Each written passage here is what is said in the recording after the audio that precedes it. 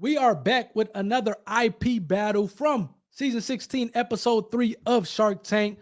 And I must say, man, these 4 pitches were pretty interesting. Some worked out, some did not work out. We'll take a look at each pitch. I'll give you a little bit of my thoughts. And then at the end, I will tell you which company I think will make the most money going forward. And then which company I think will have the bigger cultural impact. I want you guys to let me know in the comment section as well. What company do you think is going to, again, number one, make the most money before it's all said and done? And then what company do you think will have the bigger cultural impact? Just because a company makes the most money, that doesn't mean that they're necessarily going to have a cultural impact and vice versa. A lot of times, the person who's, the company that has the bigger cultural impact also, makes the most money, but that doesn't necessarily have to be the case. Let's get to it. We're going to start off. We're going to go in order. We're going to start off with yard sale. Let's look at that summary from the owners and then come back and I'll give you a little bit of my thoughts. Hi, Sharks. My name's Kelly. And I'm Christina. We're from San Francisco, California, and today we're seeking $200,000 in exchange for 10% equity of our company, Yard Sale. Sharks, if you've ever skied, you probably agree with us. Ski poles kind of suck. They're clunky and easy to drop. Plus, they're made of cheap materials. They come in limited colors, and I think we can all agree, they're pretty ugly. We're lifelong skiers and know firsthand that people are constantly looking to upgrade their ski gear. But when it comes to innovation, ski poles have been, long forgotten. That's why we started Yard Sale. Yard Sale ski poles blend clever design and great style for the everyday skier. The best part about Yard Sale poles? They're magnetic. We've hidden magnets in the handles and the baskets so that they stick together, making walking to and from the car or getting on and off the lift an even easier experience. Skiers love how Yard Sale poles are fully modular, so you can mix and match between the 5 eye-catching colors on our website to create your own custom pair. With Yard Sale, we're not only making ski days easier and more fun, but we're creating a lifestyle brand for the millions of recreational skiers out there. So, Sharks, who's ready to ditch your old poles in the snow and ride the chairlifts with Yard Sale? Now, I thought this one was interesting, number one, because they necessarily didn't talk about the whole IP side of things or the patent, but again, just based on the owners kind of describing the product, talking about the magnets and the handles and talking about the modularity of the actual ski poles and kind of different things, that kind of lets me believe those are buzzwords for me as an IP attorney. That's making me think, okay, I think they have a patent on this thing. Again, it didn't come up. However, just kind of based on the description, I do think that they probably have at least one utility patent. I wouldn't be surprised if they also have a design patent on this thing. But again, it seems like Kendra, who for whatever reason these last couple of weeks, I know Todd, I think the co-founder of Raising Cane's, the chicken company, he was a big skier last week and kind of did a deal, I think, with the ski mount company. And this time around, you have a ski pole company. So it seems like it's definitely almost ski season is approaching us. You have the ski mount company as well as the ski pole company the following weekend. It seems like both of them got deals. So kudos to them. I do like this one. I think this one, again, it has the chances of kind of being something big. And again, to the extent, if they do have a patent or if they do have an opportunity to get a patent, definitely make sure, owners, that you are protecting the patent for your ski poles. Seems pretty interesting. I guess I'm not maybe a skier and I'm looking to go to Aspen this winter and try to, I guess, kind of get off into the whole snowboarding thing. So we'll see. Maybe I'll come the new year, I'll become a skier of snowboarding. Doesn't go so well. So keep you guys in the loop with that one. But yeah, Yard Sale magnetic poles. It seems like Yard Sale, they do also have filing for trademark protection on that. So again, they're protecting their intellectual property, which is what I love to see as an IP attorney, whether it's a trademark, whether it's a patent, copyright, trade secret, whatever the case may be. I love the fact that they are protecting their IP associated with the company because this stuff is valuable. Let's go to the next one. Kobe's lip balm. Let's go to Kobe and kind of give his take on things, a summary, a short description, kind of summarizing his product, and then I'll come back to me and give you my thoughts. Hello, Sharks. My name is Kobe Harris. I'm here today seeking $300,000 for 6% equity in my company, Kobe's Co. We believe Mother Nature herself deserves the best kiss. Sharks, let's talk about lips. We all have them, we all use them, but are we treating them right? That's why I created Kobe's Co. 100% natural, handmade, and sustainable lip balms that don't just lock in moisture, they lock in trust and transparency. Because our ingredients are so clean that you could eat them, but don't. We source our beeswax from happy bees who listen to classical music all day, and our oils are pressed from plants who have won beauty contests. Can you believe that, Sharks? Nah, I'm just kidding. Kobe's is made from only 4 simple ingredients: beeswax, coconut oil, sunflower seed oil, and mango butter. I started with lip balms, but have quickly expanded to a lotion bar, lip scrub, cuticle butter, and even a hand salve. So who's ready to pucker up, kiss the bad ingredients and plastic packaging goodbye with Kobe's Co? Now, man, I thought this was interesting, and I love Kobe's story. I think Kobe has a phenomenal story, just kind of grinding it out, and he had the support along the way from his mom or whatnot. Please, to the extent that you haven't kind of looked at my breakdown of that, go look at the full breakdown on everything intellectual property, my YouTube channel, the podcast. I do like his story, man. He has a phenomenal story, just kind of grinding it out. Obviously, he's making money with these things, and he turned down a deal. You're talking about a guy who, an impressive young man, and kind of knew what he wanted and kind of turned it down based on other sharks giving him offers that wasn't in line with what he wanted. And I do think from the standpoint of, hey, man, he's making money. He's things are going good. So I do think it's going to be a slow growth for him, but it's going to be a growth nonetheless. And again, and we're kind of talking about slow growth, and the opposite of that being hyper growth. We'll talk about it a little bit more in detail with Sugar Dough. But again, slow. I mean, I like slow growth. I like slow growth. Going from 0 to 100 real quick may seem like the way to go, but that has its own set of challenges, which we'll talk about here in a little bit. But Kobe's lip balm, you're talking about what, freshman year, kind of on pace to be a doctor. Everything he did up until this point in time was kind of geared or directed for him to be a doctor, and kind of came up with this ideal and was grinding it out and kind of making a ton of money, and decided, hey, look, man, I'm full-time in my business, entrepreneurship. Kobe's lip balm, it seems like the lip balms are, again, a big thing. Now, to be interested in terms of him kind of getting that distribution of the lip balm, and I think that's where the Sharks were saying, I think Kevin O'Leary and maybe one other Shark was giving them offers, and they're saying, hey, we can help you out with the distribution. And I mean, again, which is a true thing, but he didn't want to take it. He stood on the square and said, hey, I don't want to give up 15, 20 or however many, how much of the equity of the company that he would have to give up. He stood on the square and said, hey, I'm not going to do that. So kudos to him for doing that.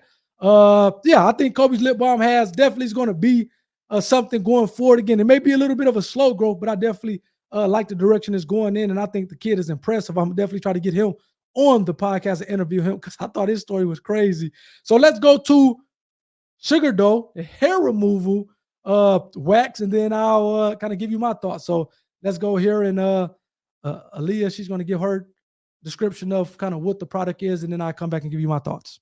Hi, Sharks. My name is Aaliyah Marandis, and I live in Austin, Texas. Let's be real. Hair removal sucks. It's a tedious task that we have to do over and over again. As a hairy brown girl with very sensitive skin, I've left so many waxing salons with less hair, but my skin was collateral damage. While Sharks, hair removal has never been sweeter. Literally. Say hello to Sugar Dough. At-home sugaring kits to remove any hair. We like to say, we got your back and your front, arms, legs, and anywhere else. Made with just sugar, water, and citrus, our all-natural sugar-based dough gently pulls hair from the root while exfoliating your skin, leaving people really you do that? feeling silky smooth. And it's a gentle, compostable alternative to waxing. So Sharks, I'm the sugar mama to Sugar Dough, so I'm asking for some serious dough. I'm seeking $500,000 for 5% of the company. Now, I thought this was pretty interesting because, again, I don't watch these pitches ahead of time. I try to get my real, authentic, raw reactions to them in real time. And as she was describing the product early on, I'm like, man, this is something, okay, obviously this is not a apparatus claim or a physical structure that you would probably be able to get a patent on, but this is something from a proprietary method. You can get a utility patent claiming a method for removing hair using this wax. And the next thing she said when we went back to the video, she's like, yeah, I have a proprietary, essentially method that she's protecting. So kudos to that. And I think this is why it's good to go to the experts in your particular field. I know these Sharks are amazing and are business people who have kind of got to the higher echelons of success and made a ton of money. But just because you're an expert on business and things like that, that doesn't necessarily mean you're an expert in every other thing, whether it's legal or IP or whatever the case may be. I know Kevin, Mr. Wonderful, talked about, hey, this method has been around for a long time and it's not like you can protect it. And I have to disagree with him on that.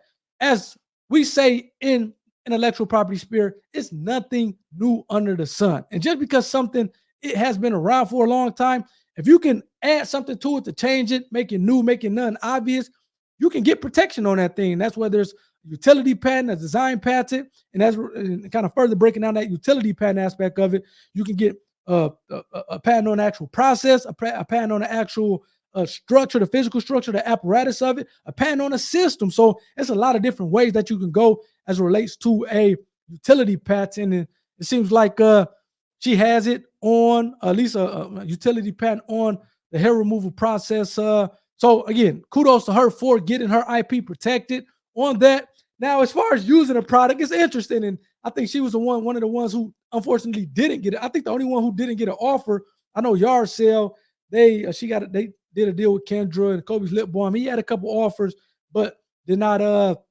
decided to kind of turn them down and not go with one of them. And then the next one we talk about, Donut, I think she got some offers as well, but I think Sugar Dough was the only one that did not get an offer. And I think the big part of that was, again, financial issues. It seems like kind of had a lot of debt on the company, $1.5 million at 20% interest. So I think those were challenges that the Sharks did not want to get off into, even though she was making a ton of money. We talked about how Kobe's Lip Balm has been pretty good slow growth, and I think it'll be a continued slow growth. But she went from 0 to 100 elite. I'm talking with Sugar Dough hair removal real quick, going from I think 50K to 2 million to 5 million. She's been making a ton of money on these different e-commerce platforms, such as TikTok, such as Instagram and whatnot. But again, that hyper growth can have its challenges when you're trying to kind of keep up with the demand. And it seems like they kind of have some challenges that they will work through. I think her and her husband will work through them, but I think that kind of deterred the Sharks from kind of wanting to be a part of it or give them the money. I think she was asking for like $500,000, so giving them the money that she was seeking for it. So yeah, that's my thoughts on Sugar Dough hair removal. Again, all these products I thought were impressive, and I do think they're going to be a force to reckon with. But let's go to Donut, the gluten-free donuts, and then I'll give you my reaction. So let's go to her, Kimberly, and give her description of it, and then I'll give you my thoughts. Let's go. Hi, Sharks. My name's Kimmy, and I'm from Oceanside, California. I'm the intuitive baker extraordinaire behind Donut. I'm seeking $100,000 for 10% equity in my company. Sharks, we all know Americans struggle with salt, fat, and sugar addiction. But eating a sugar-free, gluten-free, and/or dairy-free diet can often feel like you're eating dry cardboard with high calories and an unappealing aftertaste. That's why I took on the challenge to create a healthy version from a guilty pleasure. Say hello to Donut. This might look like it's full of sugar or ingredients that we can't pronounce, but what if I told you that this contains no dairy, no gluten, less than 1 gram of sugar found naturally in sweet potatoes, and you can count the ingredients with one hand? Let me sweeten the deal for you. It's only 90 calories. The magic behind Donut is in organic groats, which are oats in its original purest form. Once the farmers harvest the oats, they're tested for gluten, packed and shipped to my little pink store where I mill it into fresh oat flour. It's a farm to finger experience. Sharks, who's ready to partner with me and bite into the best decision of your life?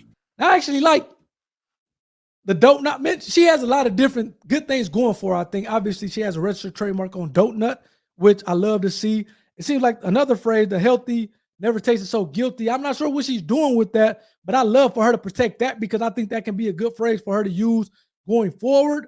And it seems like the product is good. According to all the Sharks, they all kind of got down with it and said, hey, this is a good product. She's a one-man band. You're talking about an American dream. I love when I hear these stories where it's just, hey, one person, they bootstrapping it.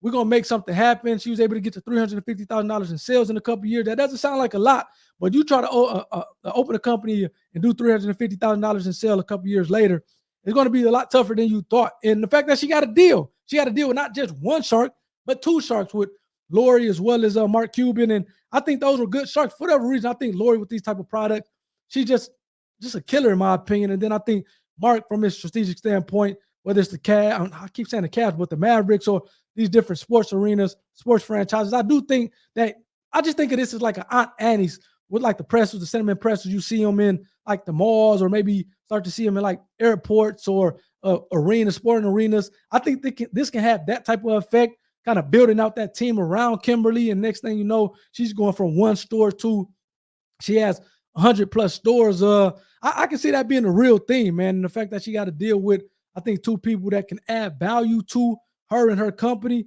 Kudos to her. Now, with all these being said, if I had to guess, and I like Kimberly and the Don't Nut Donuts. The Don't Nut Donuts. Talking about a tongue twister. I just think that she got the right partnership. For whatever reason, when I'm seeing these donuts, they're a good health option. And as a lot of people are willing to pay $4 or $5 for a tasty donut with low calories and has good health benefits and kind of made with a healthy product. I think the fact that she has that, I don't know. I just think that it's going to be easy for people as we go more towards this health conscious eating here going forward, at least here in the U.S. I think she's going to be able to take advantage of that. And I think these are going to pop up everywhere, just in my opinion. Now, as far as the money, who's going to make the most money, I don't know. It's a tough one. And you guys have to let me know if you agree with me. But I would probably say between Donut and Kobe's Lip Balm, I think Yarcell Magnetic Ski Pulse, I do love the product. I think it's more of a seasonal thing, which is going to maybe keep them from just kind of making a ton of money because you're not kind of doing it all year round or kind of selling the product all year round. Obviously, Donuts, hey, man, you have a good day or you have a good weekend and you want to, as Kevin said, have a half of a donut, 45 calories. You don't feel guilty about it. I do think that's a thing that people are going to kind of do over and over again. But again, Kobe's Lip Balm, man, I like that as well because, again, it's going to be a slow growth. And if he can get that distribution thing figured out, I think he stands to make a ton of money. So I would, at this point in time, have to go with either Don't Nut is like a 1A and then Kobe's Lip Balm is a 1B. I think Sugar Dough, she's going to be good. I think they have to figure out like the financial issues or the financial woes. But to the extent that she can do that, I think she's going to be good going forward with that. Let me know if you guys agree with me, agree with my takes in the comment section. Let me know if you disagree with my takes in the comment section. Again, trying to provide you guys value and especially from my IP attorney perspective. Again, I have a unique perspective, just kind of looking at things and dealing with this stuff day in and day out over the last 10 years of my life, and just trying to share them with you guys to add value, not only from an entertainment standpoint, but provide some real value and some jewels to you guys. So you guys hopefully can kind of go start the business, build the house on a good foundation, build the business on a good foundation with protecting your IP and go out and make a ton of money with this thing. So again, hit the like button if you enjoyed this type of content, as well as hit the subscribe button. If you haven't already subscribed to Everything Intellectual Property, the YouTube channel, I would love to have you as part of this IP community. This Shark Tank reaction stuff, this is just one of the things that we do. I bring on people, and I've brought on a lot of the Shark Tank guests to kind of talk about how they, just kind of their journey at the beginning. What were they doing beforehand? Asking a lot of questions so that the audience can get a part of, or kind of a better idea of kind of who were they before kind of starting the business. So that comes out every once a week. And again, a lot of guests with that, some cool guests. So again, we're doing not only the Shark Tank stuff, we're doing these full interviews. We are bringing you guys current events, as well as kind of breaking down lawsuits from an IP perspective, or breaking down these IP lawsuits. So we're providing a ton of value as it relates to intellectual property on the channel. We'd love to have you a part of the IP community. So yeah, hit that subscribe button if you haven't. I will see you guys next week on episode 4 of Shark Tank. Peace.